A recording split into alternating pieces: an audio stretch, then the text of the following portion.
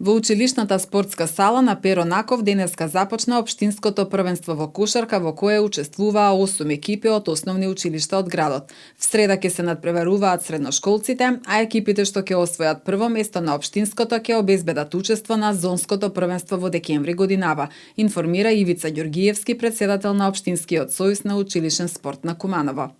Денеска ќе се игра по куп система на испаѓање.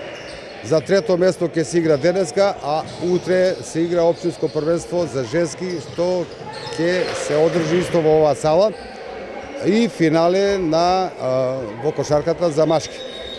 Во среда ќе се одржува кошарката за средни училишта, значи општинско првенство. Прваците од овие општински првенства одат на зонско првенство кое ќе се одржи во месец декември. Инаку, покрај овие општински првенства, во четврток во сала на Основно училиште Христијан Карпош ќе се одржат надпревари помеѓу основни училишта машки и женски и средни училишта Раковер.